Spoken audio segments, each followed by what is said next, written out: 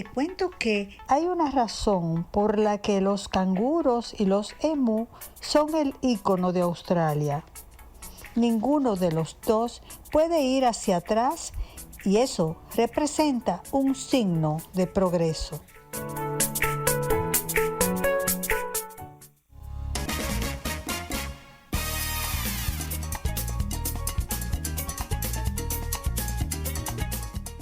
Bueno, hoy estamos muy felices y contentos, agradecidos de la vida. Pues tenemos a la licenciada Niurkis Lozano Cabrera, que tiene su máster en Ciencias de la Educación, Educación Especial, es profesora auxiliar, es de la Universidad de Tunas de Cuba, pero ella está en Turquía, así que vamos a agradecerle que está sacrificando su sueño para estar con nosotros, nuestros amigos de Hora de Té y abordando un tema que es de su competencia, que es el tema de esos niños que tienen trastornos del lenguaje, que a veces nos da un buen dolor de cabeza en este tiempo, especialmente después de la pandemia. No sé si es la pandemia o es antes, pero yo sé que hay niños que a veces arrancan a hablar a los 3 años y no cometen errores. Por lo menos tuve una experiencia muy cercana a eso. Y bueno, pero ya vamos a darle la bienvenida a Niurkis y que ella nos cuente un poquito de este tema, cómo intervenir y qué hacer. ¿Cómo estás? Muy bien, muchas gracias, Ana Mirta. Muchas gracias por la invitación. Siempre un placer estar con ustedes. Ay, gracias. La verdad es que nos hace falta aquí en Dominicana.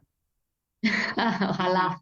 hay algunas colegas que te quieren mucho, como María Dolores Luna, quien me refirió a tu Sí, persona. Y de verdad que le agradezco que nos haya puesto en contacto. Bienvenida y este tema de cómo intervenir, ¿cuál es la mejor manera de intervenir a esos niños que tienen esas situaciones? ¿Y qué es lo que está pasando? Si es que se puede decir, generalizar. Yo sé que cada caso es particular, pero veo que es casi una... exactamente. Este es un tema súper amplio, ¿no? Es que pueden ser muchísimas las razones por las que los niños se demoren en adquirir el lenguaje o cuando comienzan a hacerlo empiezan a presentar dificultades. Y creo que lo principal es, primero, no desesperar y entender que todos los niños son diferentes. Porque es verdad que utilizamos ciertos logros del desarrollo en cada una de las etapas para más o menos ir llevando como una norma, para ir evaluando los niños, pero a veces las comparaciones no son del todo saludables, ¿no? Y entonces si empezamos a ver que mi niño ya tiene un año y que el otro niño ya dice palabras y que el mío todavía, ya por ahí empezamos a veces a poner sobreestrés en los propios niños, ¿no? Y esto es algo muy perjudicial. Hay muchísimas causas que pueden estar influenciando en que el niño no adquiera el lenguaje, pero hay niños que no significa que tengan un problema de base, que no quiere decir que tengan un problema orgánico. Porque yo sé que los padres, incluso los maestros, cuando ven que el niño se está demorando, enseguida empiezan a decir que si el niño tiene algún déficit intelectual, que si el niño tiene autismo, que si el niño tiene... No necesariamente, no necesariamente. Hay veces que simplemente el niño va a su propio ritmo. Y aquí hay algo muy importante porque estamos hablando de desarrollo del lenguaje de manera global, pero hay muchas cosas particulares que pudiéramos llamar la atención. Yo en mi canal de YouTube hablé sobre un tema muy importante y es cómo los propios padres pueden provocar la tartamudez en los niños. Y te digo esto porque, por ejemplo, alrededor de los 3 años, es natural que el niño desarrolle lo que llamamos el tartaleo fisiológico, que esto no es más que el niño tiene más palabras en su lenguaje pasivo que en el activo. Es decir, él entiende muchas palabras, pero no las sabe expresar. Es como nosotros cuando estamos aprendiendo un idioma, ¿no? Que a veces entendemos mucho, pero no podemos decir casi nada. ¿Y qué pasa? Cuando el niño quiere decirnos tantas cosas y no encuentra todavía las palabras porque su lenguaje no está desarrollado, empieza a decir, eh. Y ahí viene el padre con la presión y la sobreexigencia. y le dicen, desencasquilla, habla bien, no tartamudee. Y quiero decirle que muchas veces este tartaleo fisiológico que desaparece por sí solo, que no hay que hacer nada, que simplemente lo que hay es que ignorar al niño y dejar que él, cuando encuentre la palabra, se comunique, pues cuando empezamos a insistirle, el niño hace conciencia de que tiene un problema o él cree que tiene un problema y empieza a estresarse y a querer hablar bien, sobre todo niños muy inteligentes que hacen conciencia de su problema y dicen, yo quiero hablar mejor, mi mamá quiere que hable mejor. Y esto puede provocar incluso, mira qué seriedad, una tartamudez que quedaría para toda la vida. Wow. Entonces, espérate, vamos por partes. Estamos diciendo que hay veces que el estrés que tiene el adulto y la ansiedad y la angustia enferma al niño. Bueno, a veces enferma no solamente al niño, a todo el que está alrededor, pero eh, afecta al niño y es quien termina creando la situación. Exacto. El padre tiene que entender que alrededor de los 3 años, algunos niños antes, otros después, se puede presentar de manera natural lo que llamamos tartaleo fisiológico. Y es algo, como lo dice el nombre, fisiológico. Eso va a desaparecer por sí solo. Y lo único que hay que hacer es dejarlo. Si lo cogemos y lo empezamos a insistir, podemos convertirlo en una verdadera tartamudez, que es uno de los trastornos del lenguaje más difíciles, diría yo, de eliminar. Una Wow. sobreexigencia educativa. Una Pero hay sobre... otras cosas, ¿no? Por ejemplo, podemos estar ante una insuficiencia del desarrollo del lenguaje, que es el niño aquel que casi no habla nada, ya cuando debería hablar algo, cuando debería decir palabras, no las dice, cuando debería decir oraciones, no las dice. Y aquí creo que la forma más adecuada es mucha conversación con el niño. Conversar con el niño. Acordémonos que el niño desarrolla su lenguaje en la interacción social y en la actividad.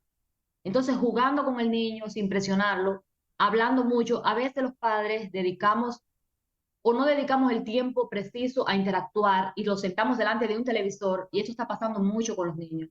Y los niños repiten las palabras del televisor y los padres a veces dicen, mira qué inteligente, ya mi niño está empezando a hablar, porque lo sentamos y empieza a repetir lo que dice el televisor.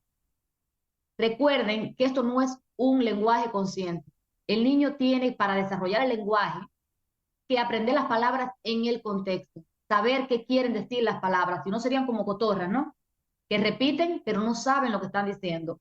Entonces el televisor no es la manera correcta de que el niño desarrolle su lenguaje.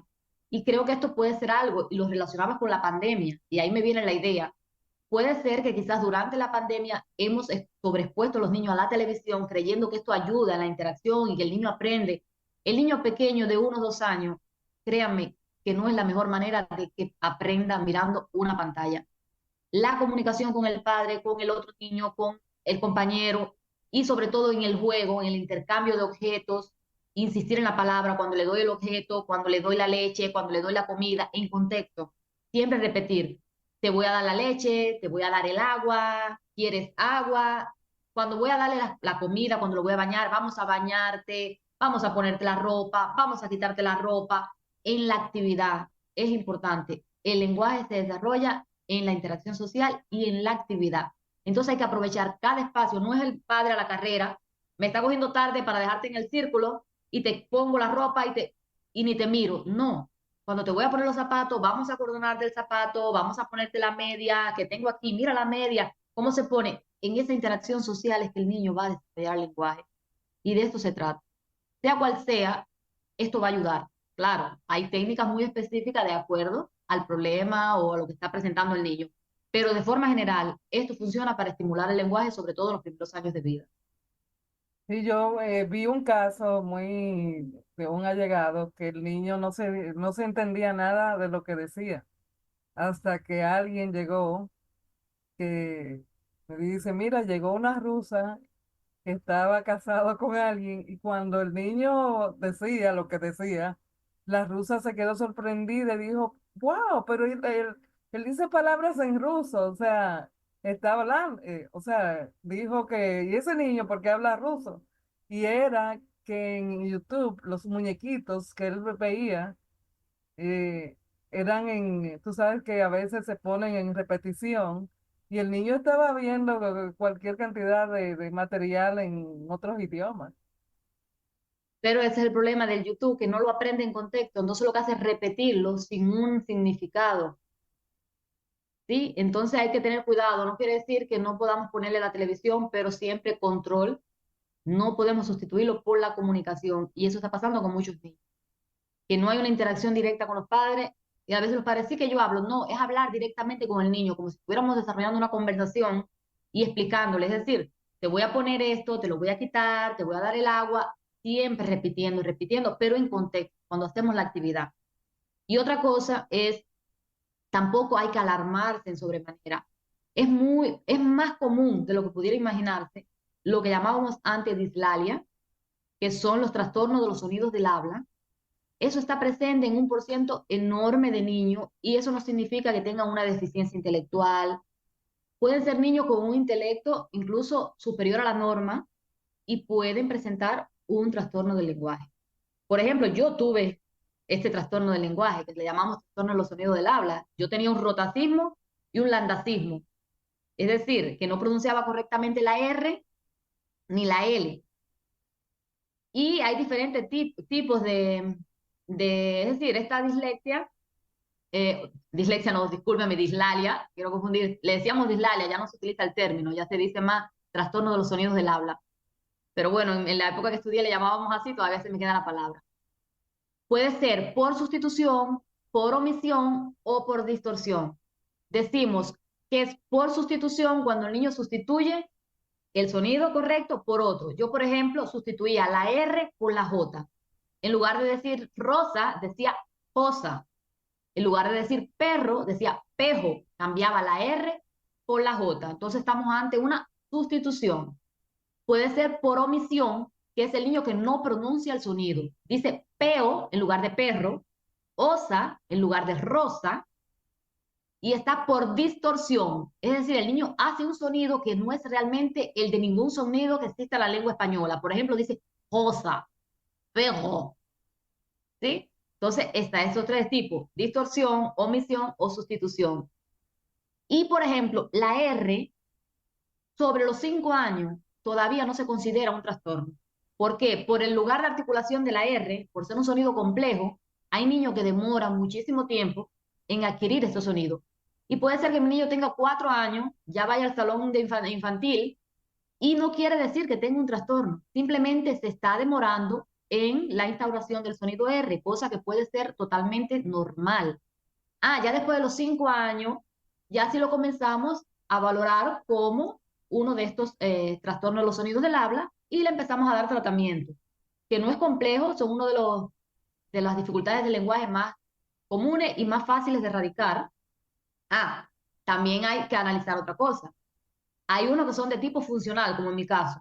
Yo no tenía ningún tipo de problema en mis órganos articulatorios, no tenía ningún tipo de déficit intelectual, todo lo contrario, pero no sabía colocar adecuadamente los órganos que intervienen en la comunicación de manera adecuada. No los sabía colocar, tenían que enseñarme. Hubo una persona que tuvo, que es el trabajo del logopeda, de enseñarme. Y problemas resueltos. Hay niños que sí tienen una causa orgánica y el padre tiene que estar atento. Puede ser que tenga frenillo sublingual corto, que tenga fisura labial o palatina, que es más evidente. Si quieren saber si su niño tiene frenillo sublingual corto, pídale que saque la lengua, que la extienda, que la suba, que intente tocarse la nariz y que intente tocarse la barbilla. Si ven que el niño no pasa del labio, no puede pasar de los labios con la lengua, esto significa que hay un frenillo sublingual corto y entonces hay que ir al especialista para que lo corte y luego entonces empezar con los ejercicios. Si no lo hacemos, el niño no va a poder pronunciar algunos sonidos correctamente, pero es así de sencillo. Se hacen, se corta el frenillo. Otros tienen también un poco de rigidez en lo que es los labios, la lengua, y entonces hay ejercicios como por ejemplo poner la boca en forma de tubo, sacar la lengua, entrarla, soplar, para ayudar a darle movilidad, porque a veces lo que falta de esto, de movilidad en los órganos articulatorios. Pero como te digo, hay muchas causas, hay que explorar cada uno de los niños, pero lo de hablar con ellos funciona para todo. Bueno, es verdad. Y hay niños, bueno, yo tuve el caso de mi hija que a los casi tenía 3 años y ella no decía absolutamente nada. Estaban ahí como, y me decían, yo no le puse mucha atención. O sea, yo como que entendía que ella tenía su propio ritmo. y de hecho ella empezó a hablar, un día empezó a hablar como si, sin equivocarse, o sea, con palabras completas, como tú y como yo decía, y de dónde salió? O sea, yo esperaba que ella iba a empezar a hablar equivocándose como hacen todos los niños usualmente. Ya arrancó a hablar como, digo yo, y se prendió, se prendió sola. Fue un radio. Sí, porque hay niños que tienen desarrollado el lenguaje, eso es otra cosa que tienen que comprender los padres. Existe un lenguaje activo y un lenguaje pasivo. El lenguaje pasivo son aquellas palabras que el niño conoce, pero que no las pronuncia. Y el lenguaje activo es aquel que sí las logra pronunciar. Entonces hay niños que tienen muchísimas palabras incorporadas en su lenguaje pasivo, y aunque no las diga, y por eso es que una vez que ya comienza a hablar, pues ya entonces lo que hace es como que tomar de todas esas palabras que están en su lenguaje pasivo y pues ya las pone fuera. Wow. Y es importante ir trabajando con los dos.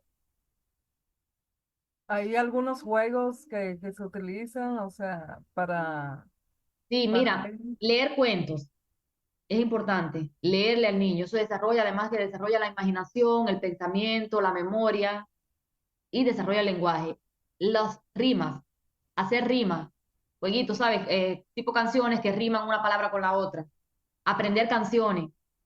Es decir, ahí el niño está aprendiendo durante el juego. Cantar, aprender canciones y cantarlas con el niño. Eso es importantísimo, porque te va enseñando a pronunciar correctamente y además va aprendiendo de manera didáctica, va aprendiendo más palabras, va incorporando palabras. Además, lo hace sentir más confiado. Que eso es importante. Mire, el padre, que nunca le hagan saber al niño que están trabajando en el desarrollo del lenguaje. Que no le digan al niño, no es conveniente decirle al niño, vamos a hacer este ejercicio porque no sabes hablar. Vamos a hacer este ejercicio porque tienes que aprender a hablar. No, es vamos a hacer este juego, ¿sí? Vamos a aprender esta canción, vamos a leer un cuento, vamos a hacer un trabalengua, pero no decirle al niño, vamos a hacer un ejercicio para mejorar tu lenguaje. Nunca hagan consciente al niño de que realmente tienen un trastorno en el lenguaje. No es conveniente y además no los ayuda. Lo que hace es ponerle presión, ¿sí? Eso es algo que siempre les recomiendo a los padres.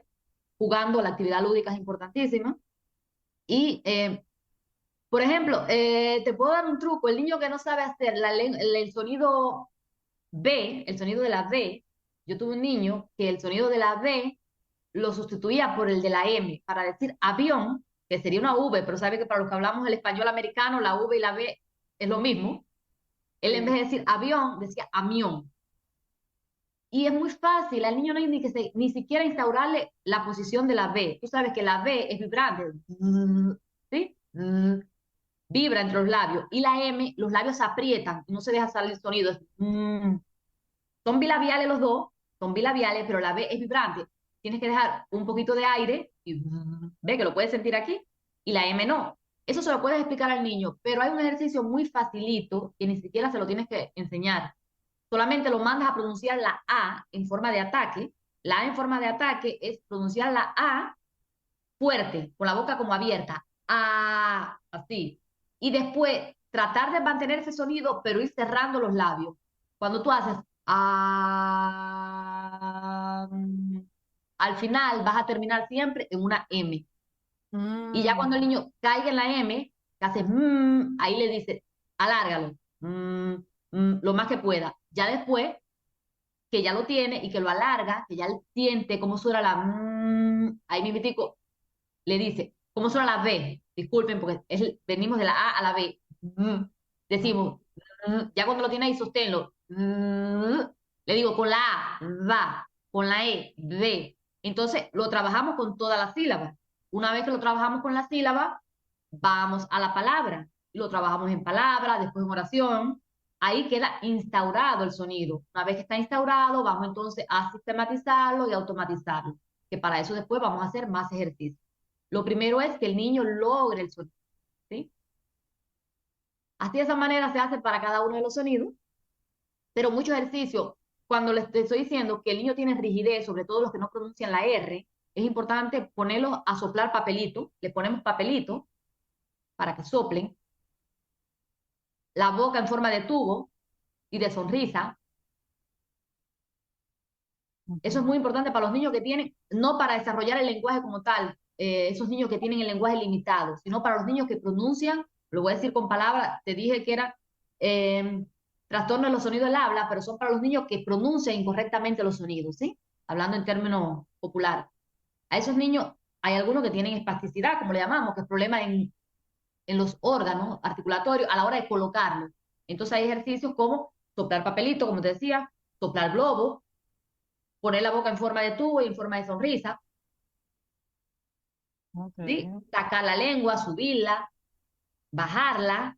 Todo esto va a ayudar a hacerle que los órganos pues vayan adquiriendo movilidad y le facilita después colocar correctamente la lengua. Recuerda que tenemos sonidos que se pronuncian con la lengua detrás de los dientes, otros sobre los dientes, ¿sí? Entre los labios.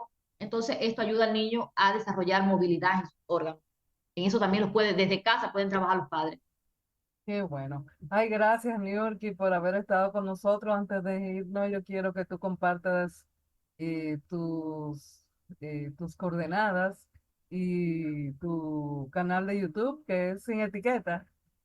Más allá de la etiqueta, educación inclusiva. Más allá de la etiqueta, educación inclusiva. Sí. Me Pueden encontrar encanta. muchísimos temas sobre autismo, sobre desarrollo del talento, desarrollo del lenguaje, temas educativos de manera general. Bueno, pues ahí te estamos siguiendo y yo los invito a ustedes a seguir a Niurkis Lozano, quien es una especialista carta cabal y tiene mucha experiencia. eh, He visto milagros ocurrir con algunos pacientes que vi que ella había tenido acá en República Dominicana. Ahora en Turquía, pero ella también puede trabajar online con esos niños que requieren de esa atención. Gracias por estar con nosotros y pronto volveremos a vernos, Dios mediante. Muchísimas gracias. Gracias, gracias, gracias. Señor director, vámonos a pausa.